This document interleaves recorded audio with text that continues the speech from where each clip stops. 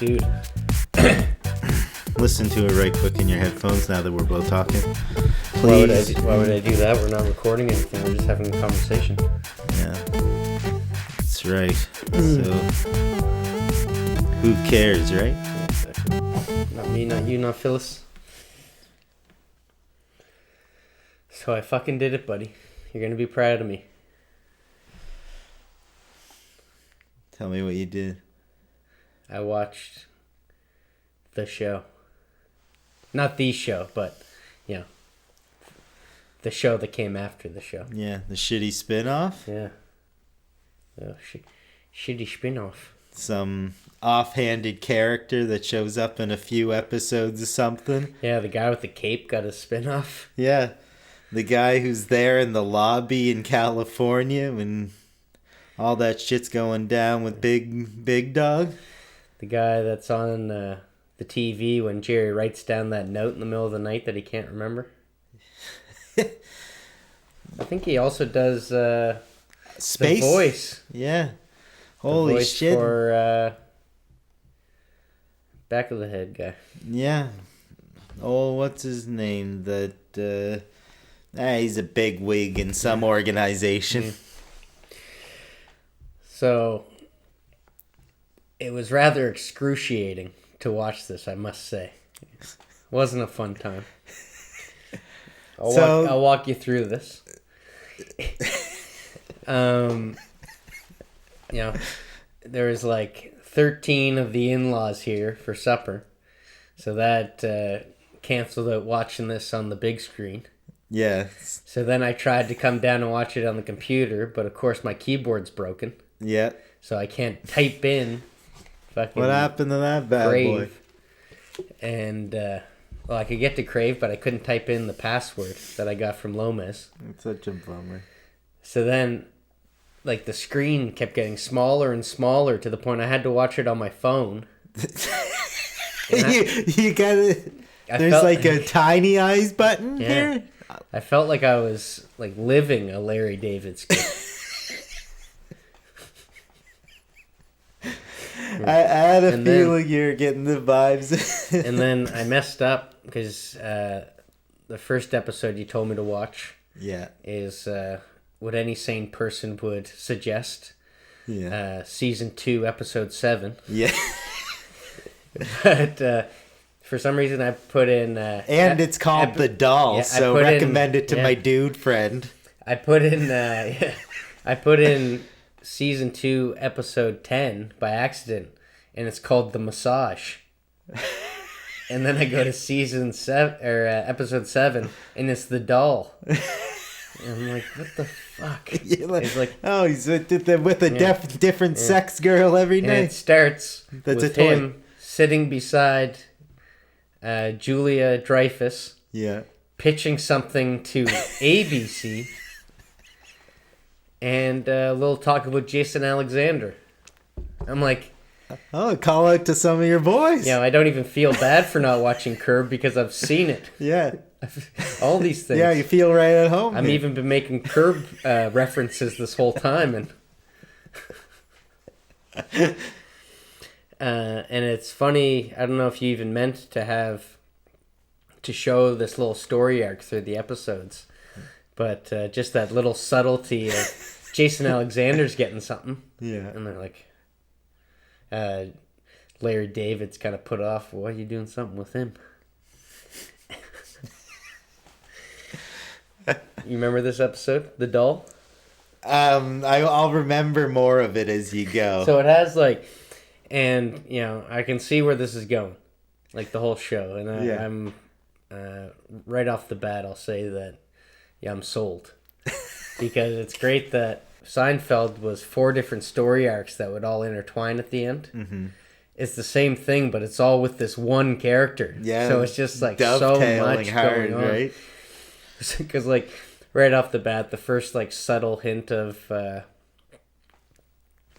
ongoing arc is that his doctor told him that he has to drink a lot of water. So he's just consistently drinking water and having to go to the bathroom the whole time. And he's going, and yeah, he's really put off that the bathroom doesn't have a lock. Who doesn't have a lock? Yeah.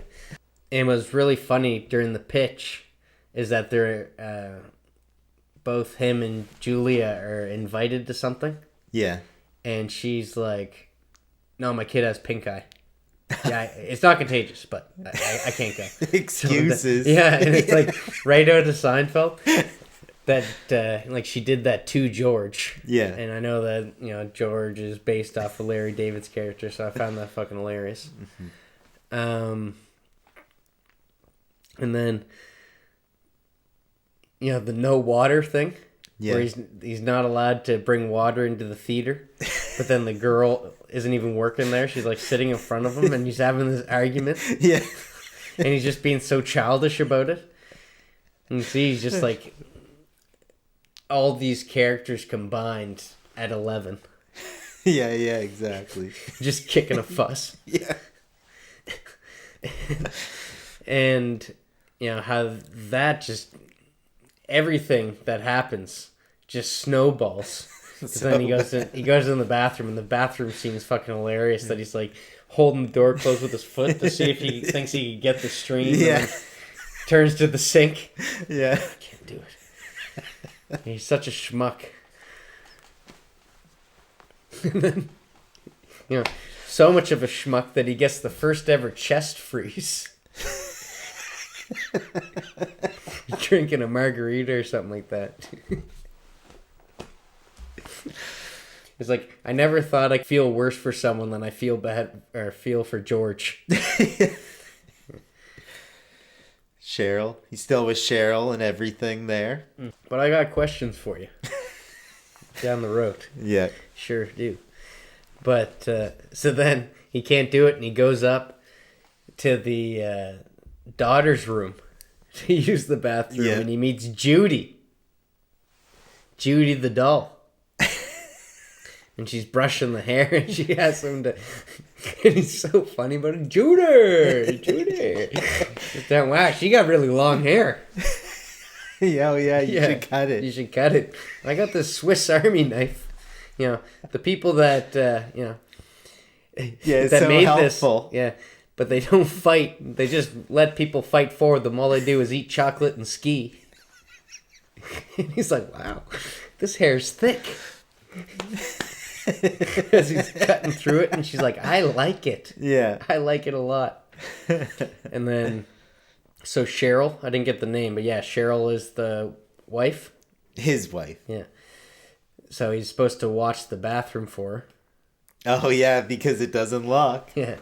But then you hear the girl screaming, Mommy, look what happened. Yeah, I know. She totally switches gears on him. Yeah. Right away. Yeah. Yeah, I know.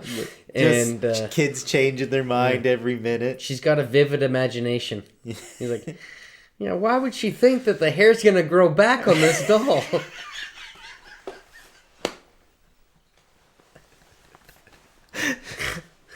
Man. And then, I'm trying to figure out, I assume, and I think I've already, I know I've seen clips of Curb, so I knew that was the wife. Yeah. But then the bigger guy. I think Jeff Garland? Yeah. Yeah. I'm trying to figure out who's actually like a ongoing character. Oh yeah, who's of course, yeah. But jumping in at this. But obviously, he's a companion. Yeah. They do a lot His of manager. Because then they go, oh yeah, my daughter's got tons of dolls. She's got a Judy in there for sure. And they're going and Larry Davis is constantly screaming. And they go and they're, that's not Judy. Yeah, it's Judy. No, she's got brown eyes because I remember saying Judy Brown Eyes. And then he fucking finally finds Judy up on the shelf, and he jumps up and rips it down. And I was like, man, this is fucked. I really didn't know what I was missing, and I'll admit it. And then, he takes the fucking head off the doll and puts it down his pants, and then he goes back, brings the brings the head back to the mom. Yeah. Asks if he can use the washroom because his penis is itchy, and he keeps saying it. My penis is itchy. And the same girl from the theater walks in on him, and she thinks that he's playing with himself, or he's excusing himself from the contest. We'll say. Yeah. And then after all, the character based off him did cheat. But then there's going on with the wife of Garland. Yeah, Susie. Yeah. Elaine's evil twin. She's wild in it, eh? Oh, yeah. She figures it all, too.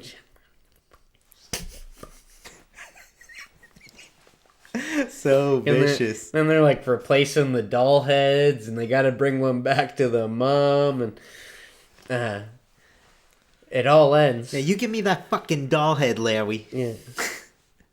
You hear me, Larry? Yeah. And bring me that fucking doll.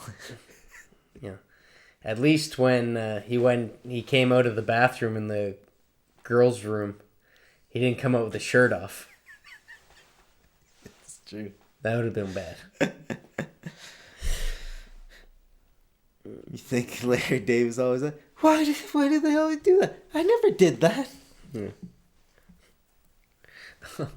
And like him and his wife, when they go back to the room, and he's like, I fucked up.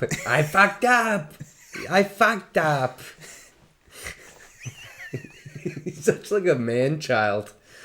Like, and the craziest part is that, like, no doubt in my mind, this is just how Larry David is. Yeah, he's not much different than real life on the show. Yeah.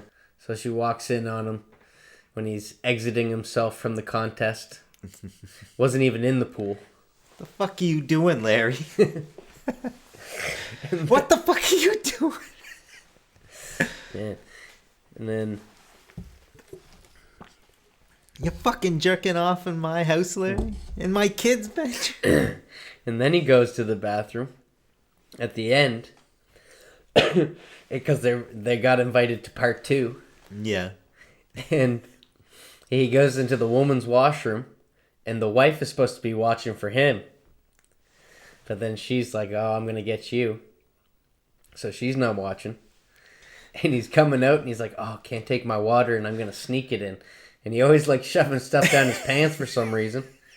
And the girl walks in and gives him a hug.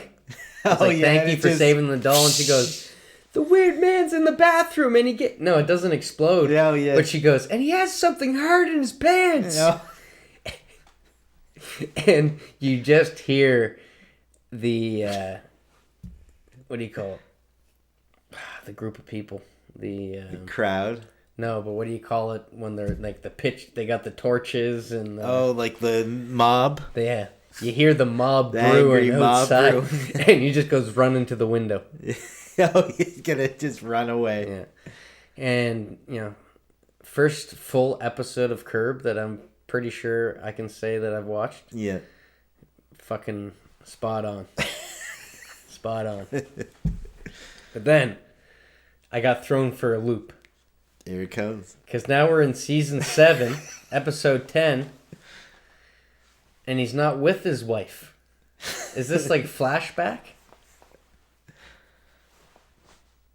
Is this supposed to be a flashback? It's the Seinfeld reunion. No. So they divorced? Yes. Okay. Like, I was like, I fuck, forget I what should have gave season. you the Wu-Tang episode with all the text messages coming up on the screen. So we start. Yeah, the second episode I chose was which number again? Season 7? Season 7. Episode 10? Episode 10. Deep. And I was like confused because it's like Seinfeld. I knew it was a reunion. Yeah. But he's not with the wife.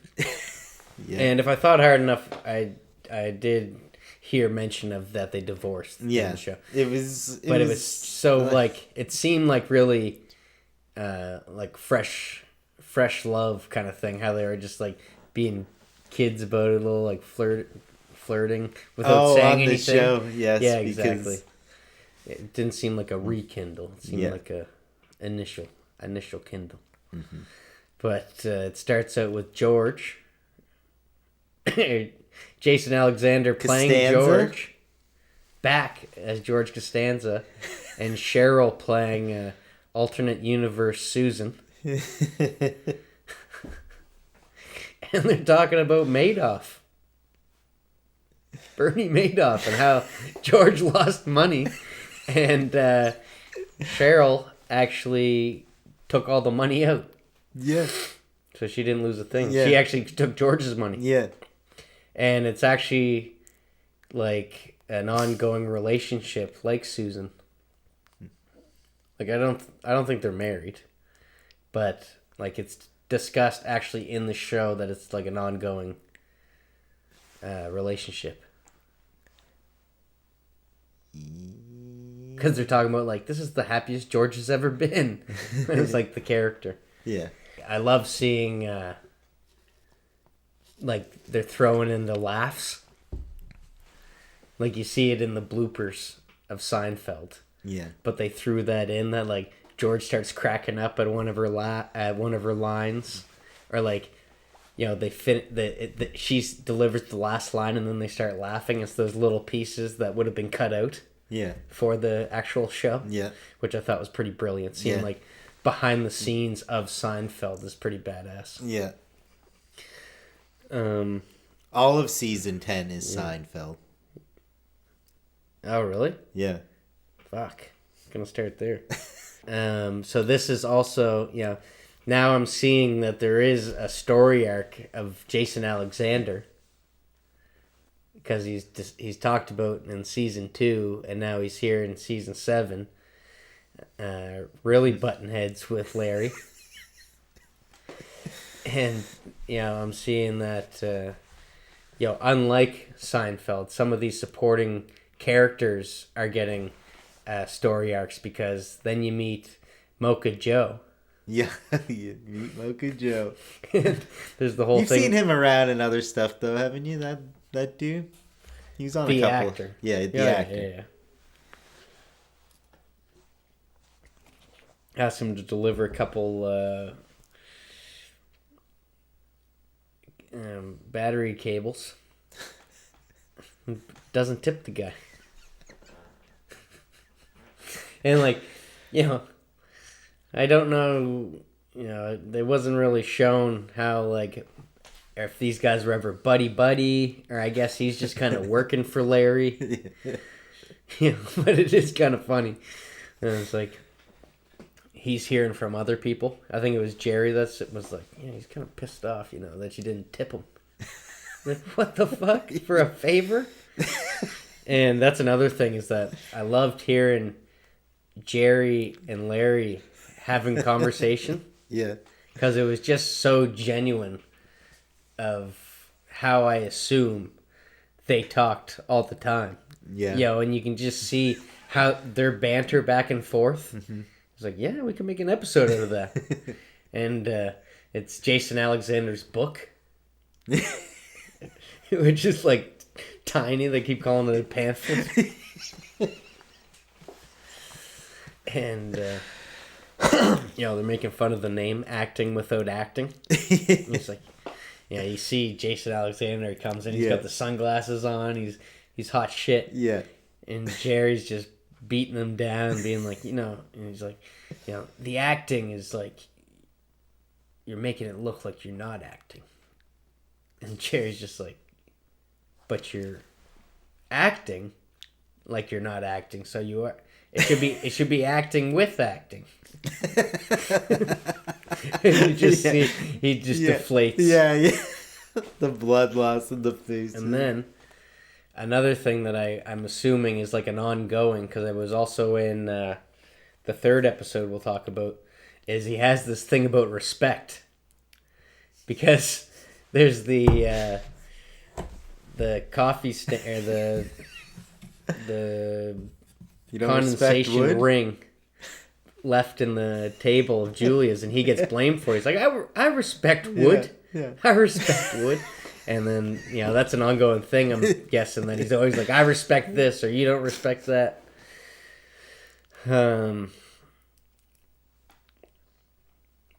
So that's just like, it's crazy that where you'd see Elaine and Kramer and George and Jerry all get these different storylines, how they're just like throwing all this shit at Larry, which makes him like like I said, the ultimate schmuck. And he's just, he's, like I said, every character and then some. And like he just has this weird way of not being able to get out of a conversation or a situation for the life of him. He always has to keep talking and just dig himself deeper. And like he'll walk away, but then turn around and say like one more thing, and be like, "That's the nail in the coffin."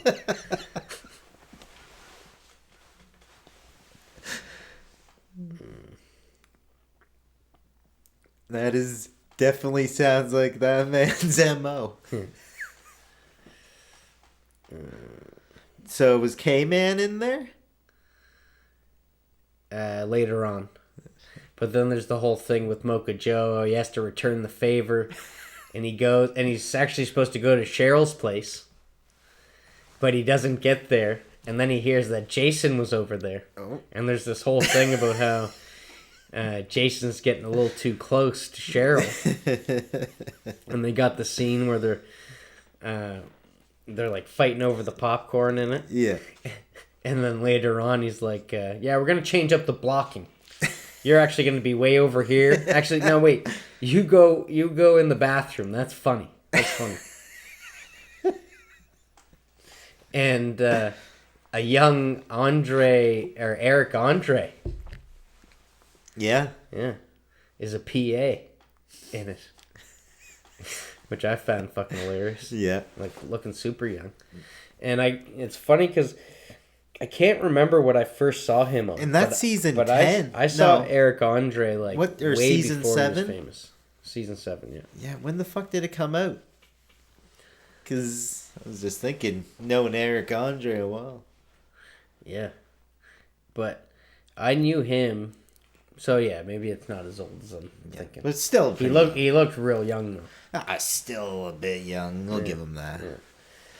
I know he does wild stuff to stay young, backflips and butt whips. And this is when Jerry takes Larry aside, and it blew my mind to watch them walk out of the apartment and into the restaurant, into the coffee shop. That's some fucking mirrors, baby. Holy. And he's just saying like, you gotta knock it off. What's with you? What are you doing, Larry? Yeah. And then they go into Jerry's office. You thought that was funny. And behind, on the whiteboard, it says the doll. Cut the doll's hair. It's like, what the fuck? That already happened. I just watched that episode. So I thought that was pretty cool. I was like, how interweaved are these episodes that Adam picked? That sounds like I've dovetailed them nicely. Yeah. And then, so this is you have a ring on your table. You don't respect wood. I respect wood. He goes, this is cheap. And he goes, what, you discriminate against wood? I guess I do.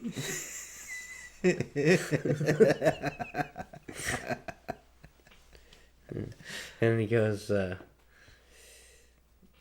there's something about the dogs. Yeah, because he let George's dogs out of the car, and they attacked Mocha Joe.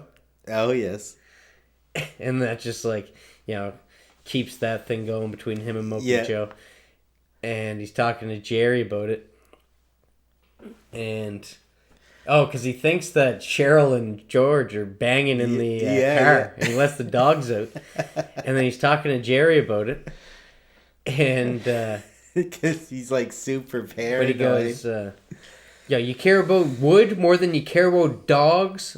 Like, living animals? Yeah. What, do you go to a funeral and care more about the casket than the human? Which I thought was fucking genius. Yeah. And this is how I see Jerry. Yeah. You know what I mean? He's more Jerry. They dumb him down on the show almost. Yeah.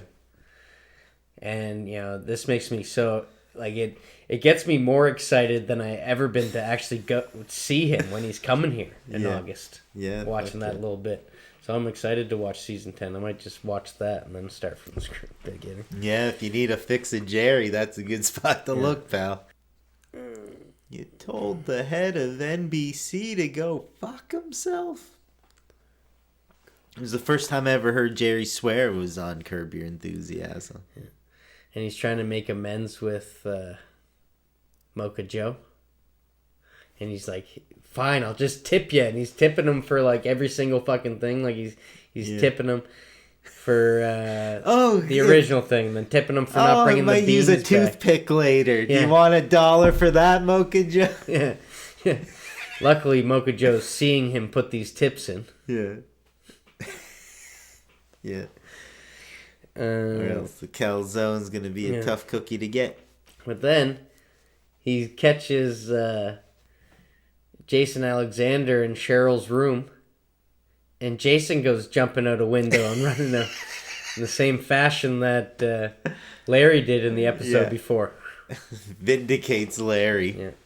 And then he convinces Jerry to try to let him play George. And that is fucking hilarious. Yeah. He does a worse George than George does Jack Nicholson. Yeah, and you see Kramer there, and Kramer has very little to say. Yeah. But he does, the first thing he does is, yeah. And that's such a Kramer. I never noticed that Kramer's always kind of touching his face and stuff like that. He does a lot of that. It was the first thing that Michael Richards doing. Yeah. And then he just kind of walks by. They don't even have the camera on him. He just walks by frame and he's like, so what are we going to do now? What are we going to do about George? Giving him nothing. Yeah. But then he gets some Kramer lines when they're showing the show. Yeah. Because Larry quit. Cheryl quit. They replaced her. And you get to see some golden moments just of what it would look like to see a modern day Seinfeld. Yeah. And I liked it. It's kind of funny that Elaine's on her BlackBerry.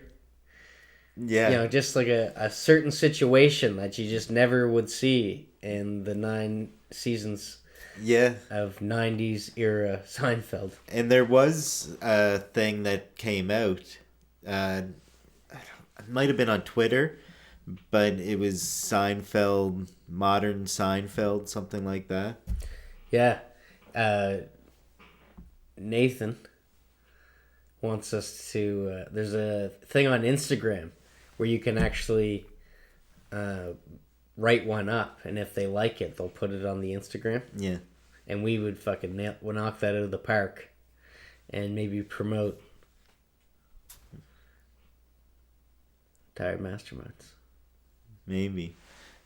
However, Larry David thinks it's stupid. Oh, what does he know? Old bastard. So he's trying to say that he'll be George. And Jerry goes, what? Maybe I'll be George. He goes, what, George's butler? Which, I don't know if that was probably improv. Jerry just felt like he should throw that in, but it was such a funny callback. And an even funnier line was he's going, what are you doing? This is a 3-legged goat now, or something like that. And he goes, icon, no con. What are you doing, Larry? You can't fucking do this. Yeah. You're fucking killing us here. Sinking the whole ship. And watching him destroy Seinfeld. Yeah. And in those shots of Larry and Cheryl watching Seinfeld, I loved that George is wearing the same red coat. Like that kind of thicker windbreaker type jacket that he's wearing, I'm pretty sure, in every season. Yeah. They still got kicking around. Yeah, because he's rich as the rags. Yeah. And then in the show, they're saying, so what do you think about the doll? Did they notice it was black? And I was like, how this wraps into the third episode. It's like, I didn't know if you were fucking with me, or I don't know if you even know how interweaved these episodes really are. Because now we're on to season 10, episode 10. Right. And it is... Season 10, episode 10. Deep into the Curb series, which is going to present day. Keeping on with these story arcs and how these 3 episodes actually work so well together is starts out Larry doing the most George thing he could do, creating a spite store right beside Mocha Joe's. Got Latte Larry's. And he starts a new trend. And it's like bringing in, there's Jonah Hill that starts a spite deli. Yeah. Mila Kunis starts a spite jewelry store.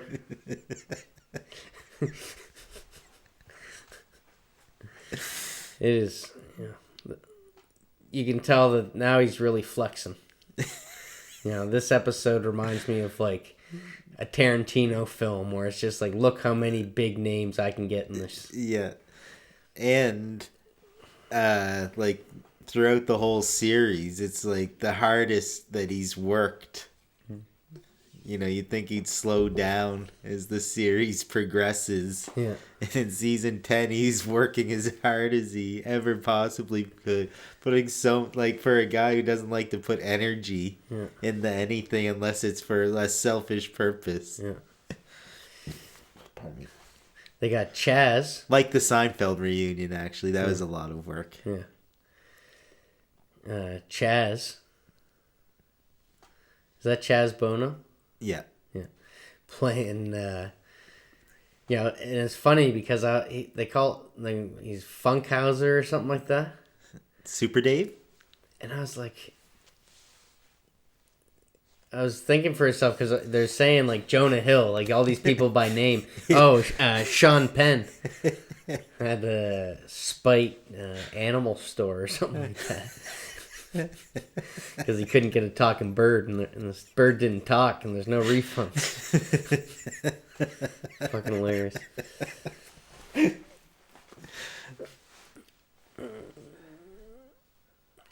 But yeah, so it took me a second to figure out that Chaz is actually playing a character. Yeah.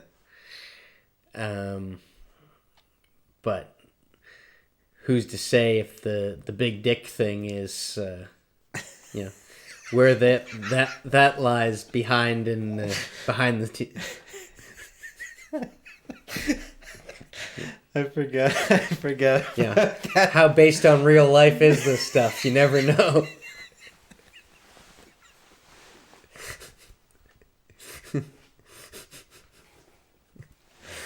And this is kind of like the drinking water of the first episode.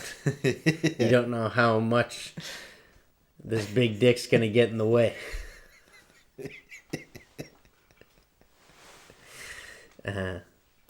This is where I saw J.B. Smoove come in for the first time. And he's talking about these big Johnson meetings that he holds at Larry's house when he's away. Yeah.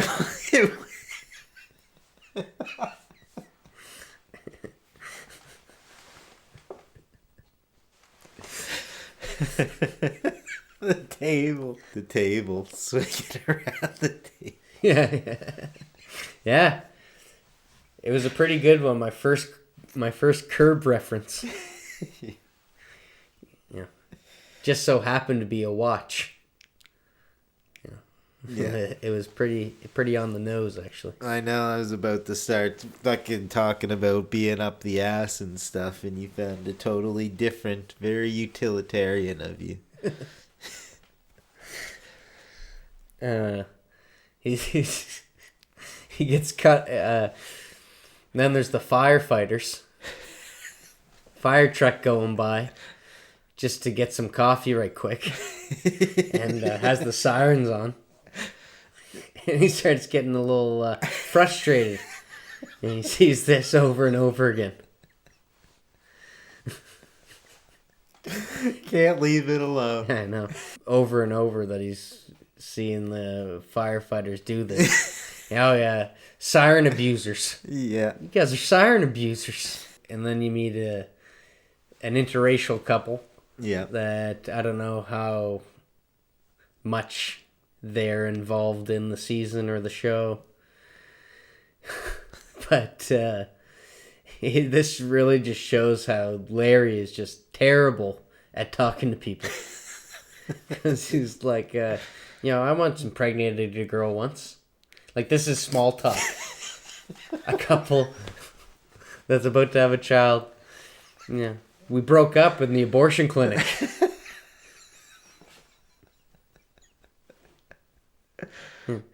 And then he's curious if you could scare a woman into labor.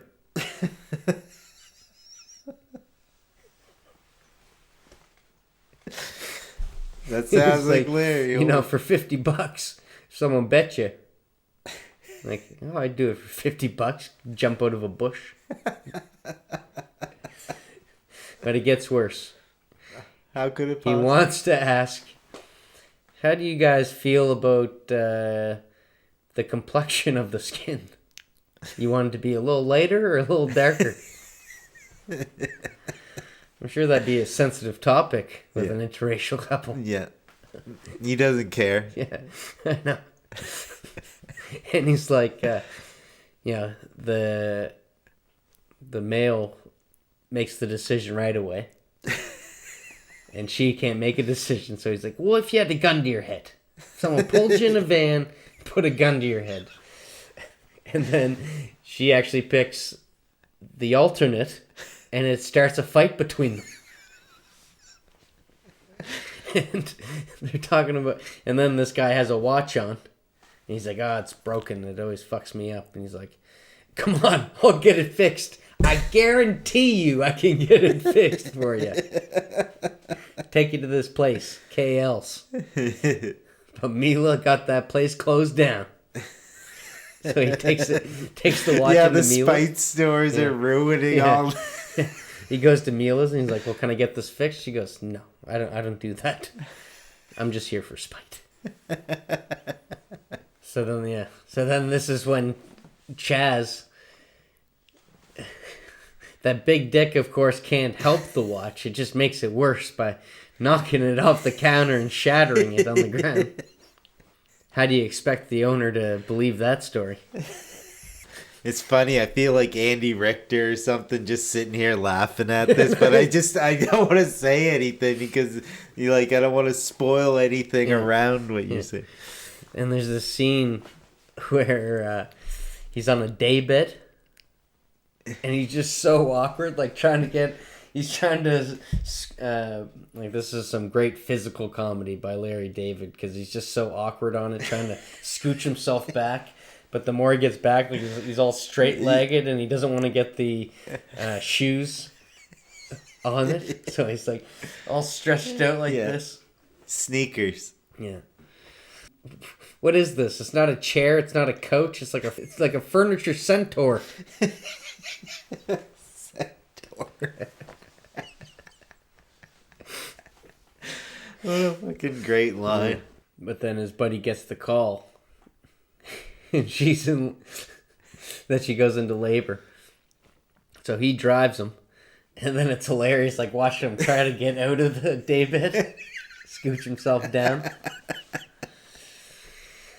And they rush to the hospital. Piece of candy cane. What the fuck? We recorded this in December. and very successful birth to young Kwame. Oh. And Curious David. Yeah. Thinks that he's a little light for a Kwame.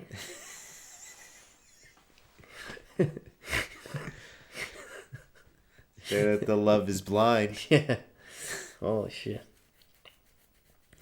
So, next thing that happens is Chaz Boner there, while he's working at the coffee shop, is changing, and he slaps a heat-it-yourself coffee mug and starts a fire. And the fire truck would have got there on time, maybe, if it wasn't for some jackass swerving so they couldn't get by him. Tired of siren abuse. Yeah. You know? Kramer wasn't on the caboose for that one. Yeah. Like really being a dick about it. Yeah. Swerving in and out of lanes. Yeah. And they're just going to get coffee. And then the place is in flames. And then he gets, because of Mocha Joe as well, his place goes down. Oh, we can't. He's going to ruin many lives. And the firefighter tells him that, we couldn't do this or that because you have all the tables bolted down. He's like, yeah. Just all the... Yeah, so they won't move around. And Purell on all the tables. And we couldn't find a bathroom. Oh, you got to press a button, and there's like a chute that you go through, and there's urinals, and women get a bar they can hang off of. And it's like, everything you just listed is how places catch fire, and this looks like arson and insurance fraud.